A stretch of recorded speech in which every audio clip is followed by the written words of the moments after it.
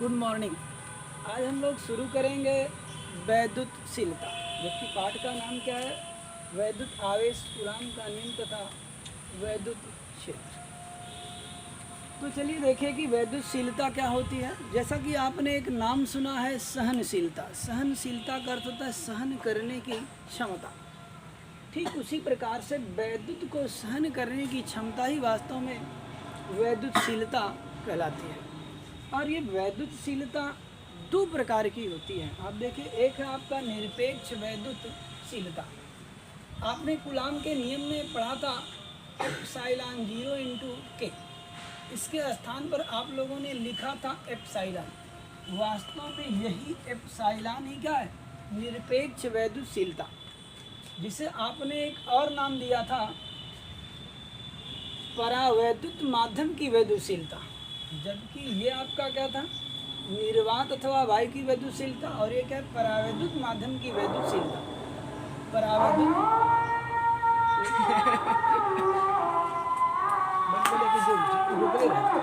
बेकार ये निर्वात अथवा वायु की वैद्युतशीलता है, और ये परावैद्युत माध्यम की वैद्युतशीलता है। वास्तव में परावैद्युत माध्यम की वैद्युतशीलता ही निरपेक्ष वैद्युतशीलता कहलाती है। तो अब अगर अन्य परिभाषा आप लेना कहना चाहें तो कह सकते हैं कि निर्वात अथवा वायु की वैद्युतशीलता और माध्यम के परावैद्युतांक के गुणनफल को निरपेक्ष वैद्युतशीलता कहते हैं। और परिभाषा लिखने के उपरांत आप अर्थात करके सूत्र लिखेंगे। तो सूत्र ही आपका हो जाएगा epsilon is equal to epsilon 0 into के।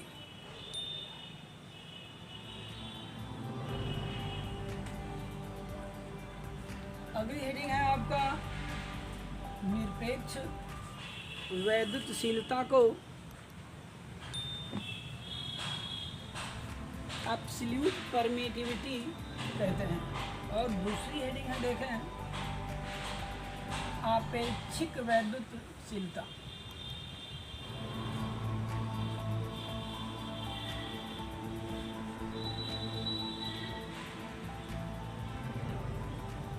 आपेक्षिक वैद्युतशीलता,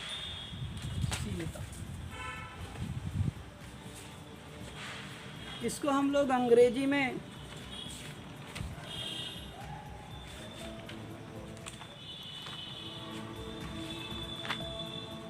रिलेटिव परमिटिविटी कहते हैं। रिलेटिव परमिटिविटी कहते हैं। तो आप देखिए, रिलेटिव परमिटिविटी यानी कि आपेक्षिक वैद्युतशीलता को हम लोग परावैद्युत माध्यम का परावैद्युतांक भी कहते हैं। परावैद्युत माध्यम का परावैद्युतांक भी कहते हैं। इसकी हम आपको परिभाषा बता देते हैं। आप देखें, इसी सूत्र से ले लेते हैं। आपने पढ़ा है epsilon is equal to epsilon not into K. तो अगर आप इसे लिखना चाहें तो लिख सकते हैं K is equal to epsilon is upon epsilon not. ये के ही आपका क्या है? आपेक्षिक वैद्युतशीलता है। इसे हम लोग परावैद्युत माध्यम का परावैद्युतांक भी कहते हैं। तो एक परिभाषा यहाँ से बना लेते हैं। निरपेक्ष वैद्युतशीलता, अभी आपने एप्सिलॉन को कहा निरपेक्ष वैद्युतशीलता। निरपेक्ष वैद्युतशीलता और निर्वात अथवा वायु की निरपेक्ष वैद्युतशीलता या वैद्युतशीलता के अनुपात को आपेक्षिक वैद्युतशीलता कहते हैं। और अगर आप आगे भी बढ़ना चाहें तो आगे भी इसे बढ़ा सकते हैं। जैसे देखें आप कि मान लीजिए कि आपके पास दो आवेश हैं, Q1 व Q2, मिटा देते हैं, जिनके बीच की दूरी है R है, और यह एक माध्यम में रखा हुआ है। तो आप तनिक देखें ध्यान से, इसे याद रखिएगा। तो हम यहाँ से कह सकते हैं कि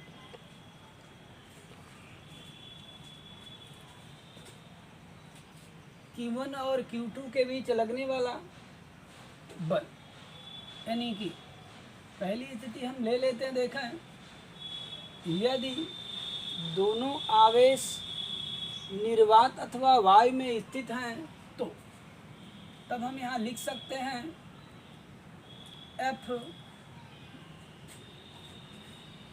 ए is equal to 1/4πε0 into Q1 Q2/R²। यहाँ जो K होगा निर्वात अथवा वायु के लिए K का मान 1 होता है, और अन्य के लिए भी आप चेक कर लीजिए, निर्वात अथवा वायु के लिए K का मान 1 होता है, किसी भी पदार्थ के लिए K का मान 1 से अधिक होता है। इसके अलावा हीरे के लिए K का मान 16.48 होता है, शुद्ध जल के लिए K का मान 81 होता है, किसी भी धात्विक पदार्थ के लिए K का मान अनंत होता है। तो आप देखिए ध्यान से, ये आपका समीकरण नंबर 1 हो जाएगा। जैसा कि आप जानते हैं कि ये दोनों आवेश कहाँ पर स्थित होंगे, निर्वात अथवा वायु में। यदि यही दोनों आवेश उतनी ही दूरी पर, यदि यही दोनों आवेश Q1 व Q2 उतनी ही दूरी पर किसी माध्यम में स्थित हों तो तब इस परिस्थिति में हम दोनों के बीच लगने वाले बल को Fm से रिप्रेजेंट कर लेते हैं। तो हम इसे लिखेंगे 1/4πε0 इंटू K, क्योंकि इस बार माध्यम है तो K का मान कुछ न कुछ होगा, और निर्वात अथवा वायु के लिए K का मान 1 हो गया। तो हम इसे लिख सकते हैं Q1 Q2/R²। ये आपका समीकरण नंबर हो गया 2। हम यहाँ लिख लेते हैं समीकरण 1 तथा 2 से, समीकरण 1 तथा 2 से। समीकरण 1 और 2 को ध्यान देखें, हम क्या करेंगे, भाग दे देते हैं।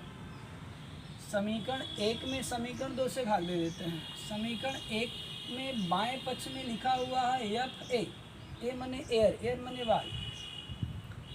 तो यहाँ पर आप कह सकते हैं एफ ए अपान क्या हो जाएगा, एफ एम, एम मतलब मीडियम, माध्यम, किसी भी माध्यम का, बराबर ये हो जाएगा। देखें बाएं तरफ आप ध्यान देखें, पहले समीकरण में कितना लिखा हुआ, 1/4πε0 इंटू Q1 Q2/R², और हमें भाग देना होगा समीकरण 2 की जो दाएं पक्ष में लिखा हुआ है।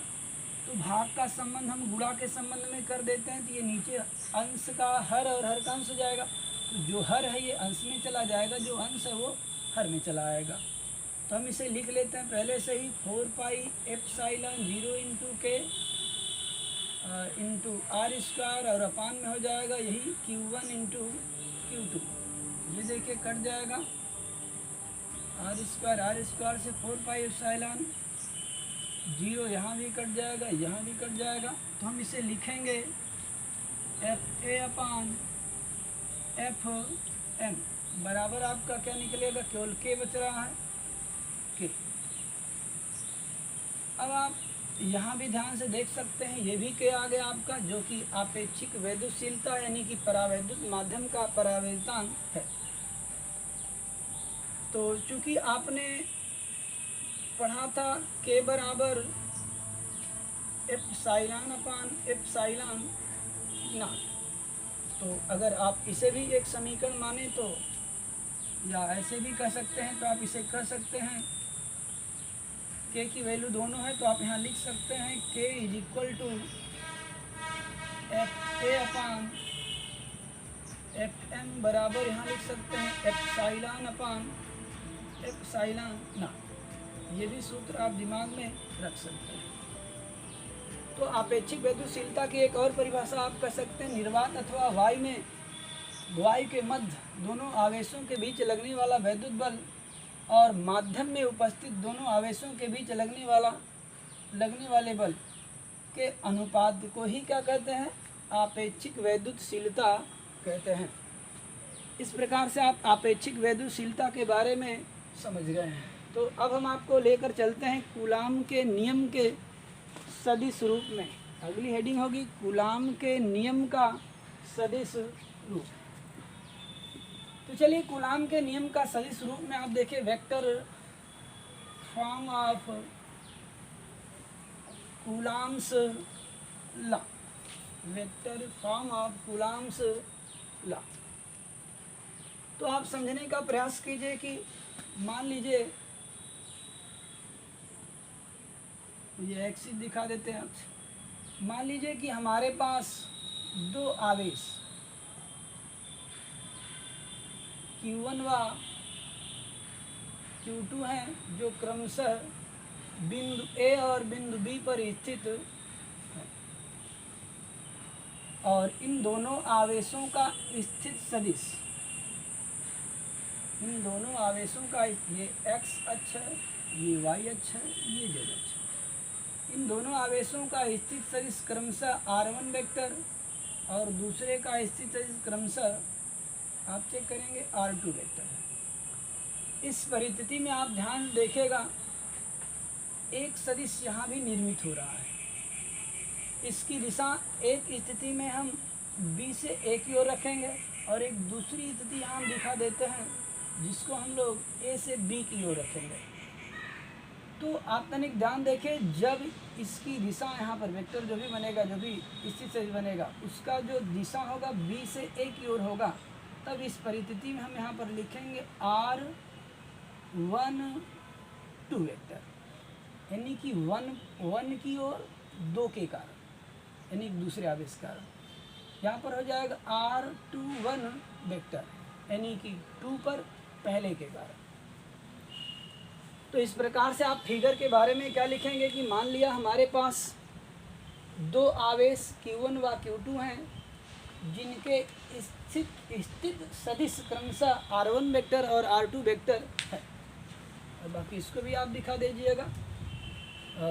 A वेक्टर बराबर आपका हो जाएगा R12 वेक्टर और AB वेक्टर बराबर हो जाएगा R21 वेक्टर। तो चलिए आगे हम देख लेते हैं कि B के कारण A पर लगने वाला बल। फिर समझे, B के कारण का मतलब है कि B पर स्थित आवेश Q2 के कारण Q1 पर लगने वाला बल, यानी कि Q2 के कारण Q1 पर लगने वाला बल। तो आप देखिए, ये बल आपका हो जाएगा F किस पर लग रहा है, 1 पर लग रहा है तो 1 लिखेगा, किसके कारण लग रहा है, दूसरे के कारण लग रहा है, दूसरे आवेश कारण तो 2 लिखेंगे। वेक्टर आप लगा लेंगे। तो इनके बीच लगने वाला वैद्युत बल कूलाम के नियम से प्राप्त होगा। सूत्र आप देखिए, यह है 1/4 pi epsilon 0 into Q1 Q2 बटा R। इनके बीच की दूरी यानी कि इनके बीच का स्थित सदिश है 1 2 वेक्टर का वर्ग। साथ ही साथ आप ध्यान रखिएगा, इसका आपको स्थित एकांक वेक्टर भी आपको देना पड़ेगा। इसका एकांक वेक्टर हो जाएगा 1R12 वेक्टर। आप एकांक सदिश पढ़े होंगे 11th में, और उसी के अनुसार हम यहाँ पर देखें लिख सकते हैं, क्योंकि एकांक वेक्टर R12, ये कैफ है, एकांक वेक्टर की पहचान है, यहाँ पे देखा, बराबर होगा R12 वेक्टर बटा, आप यहाँ वेक्टर रूप ले सकते हैं, छोड़ भी सकते हैं। ये हो जाएगा आपका R12 वेक्टर का परिमाण, तो परिमाण ऐसे लिखेंगे, वेक्टर हट जाएगा। अतः आप इसे लिख सकते हैं F12 वेक्टर बराबर 1/4 pi epsilon 0 into Q1 Q2 बटा, आप ध्यान रखिएगा कि यहाँ पर स्क्वायर है, तो ये मान हम लाकर क्या करेंगे, पूरा मान लाकर यहाँ पर रख देते हैं।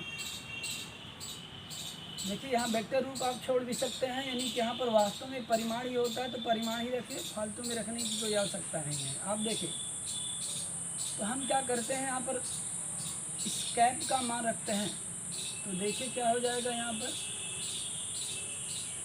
ये R12 स्क्वायर और ये कैप का जो मान होगा वो कितना रखा जाएगा, R12 वेक्टर बटा R12। तो इसको हम आगे बढ़ा सकते हैं 1/4 pi epsilon 0 into Q1 Q2 बटा, यहाँ से इसका गुणा हो जाएगा R12 का होल क्यूब, R12 क्यूब हो जाएगा और यहाँ पर बचेगा R12 वेक्टर। इसे आप मान लेंगे समीकरण नंबर 1। इसी प्रकार देखें, अब हमने क्या किया था, दूसरे आवेश के कारण पहले पर लगने वाला विद्युत बल ज्ञात किया। अब हम क्या करेंगे कि पहले आवेश के कारण दूसरे आवेश पर लगने वाला विद्युत बल, तो यहाँ पर लिखेंगे Q1 के कारण Q2 पर बल। यहाँ पर बल कौन सा, वैद्युत बल है, ध्यान रखिएगा। तो हम यहाँ पर क्या लिखेंगे, वैद्युत बल में क्या लिखेंगे, देखें 1 के कारण 2 पर, तो जिस पर लगेगा वो पहले लिखा जाएगा, जिसके कारण लगेगा वो बाद में लिखा जाएगा। बराबर ही हो जाएगा। देखें कूलाम के नियम से हम लोगों ने पढ़ा है 1/4 pi epsilon 0 into Q1 Q2 बटा के बीच की दूरी का वर्ग हो जाएगा। ये देखें क्या हो जाएगा, R12 का स्क्वायर। इसका एकांक सदिश भी आपको लेना पड़ेगा, तो इसका एकांक सदिश होगा R2 के कारण ये हो जाएगा R21, तो ये हो जाएगा R21 कैप। क्योंकि एकांक सदिश भी आपने पढ़ा है तो हम देख लेते हैं, एकांक सदिश R21 कैप बराबर हो जाएगा एकांक सदिश के परिभाषा से, और वहाँ पर आपने सूत्र भी पढ़ा था, तो वहाँ से आप देखें ये हो जाएगा आपका R21 वेक्टर अपान R1 R21, ये परिमाण है, ये वेक्टर रूप में है। तो फिगर अब हम मिटा देते हैं, फिगर की अब कोई विशेष आवश्यकता नहीं है। तो बाकी इधर हल करते हैं, आप देखिए। अब हम इसी को लिख सकते हैं F21 vector is equal to 1/4 pi epsilon 0 into Q1 Q2 बटा, आप देखिए मान रखते हैं तो हम इस बार डायरेक्टली कर लेते हैं, इतना नहीं दिखाएंगे। यह हो जाएगा R21 का क्यूब इंटू R21 वेक्टर, ये आपका समीकरण हो जाएगा 2। अब आप समीकरण 1 और 2 को बहुत ध्यान से देखेंगे, तो हम लिख देते हैं समीकरण 1 तथा 2 से। अब समीकरण 1 और 2 को बहुत ध्यान देखें, क्या लिखा गया है, R12 vector is equal to 1/4 pi epsilon 0 into Q1 Q2 upon R12 Q into R12 vector. आप ठीक देखेंगे तो दूसरे समीकरण में भी यही है, बस दिशा दोनों की क्या है, एक दूसरे के विपरीत है। दिशा दोनों की एक दूसरे के विपरीत है, अर्थात कि परिमाण में ये दोनों वेक्टर क्या हैं, दोनों बल बराबर हैं। यानी कि जितना बल Q1 आवेश Q2 पर लगा रहा था, उतना ही बल Q2 Q1 पर लगा रहा है। अतः हम यहाँ पर लिख सकते हैं F12 वेक्टर बराबर हो जाएगा, विपरीत दिशा होने के कारण देखें माइनस ले लेते हैं, F21 यही क्या है, कूलाम के नियम का सदिश रूप है। इससे यह समझ में आता है कूलाम का यह नियम न्यूटन के तीसरे नियम का पालन करता है। अगर सिद्ध करने के लिए कहता है कि ऐसा सिद्ध कीजिए, तो आप सिद्ध भी कर सकते हैं। तो हाँ, ये बस यहाँ तक ही रहेगा। अब अगली जो हेडिंग होगी वो अगली हेडिंग होगी अध्यारोपण का सिद्धांत। ध्यान रखिएगा कि वैद्युत बल संबंधी अध्यारोपण का सिद्धांत है। वेक्टर नहीं लगाया, वेक्टर हो गया। हाँ, वेक्टर आप लगा लीजिएगा।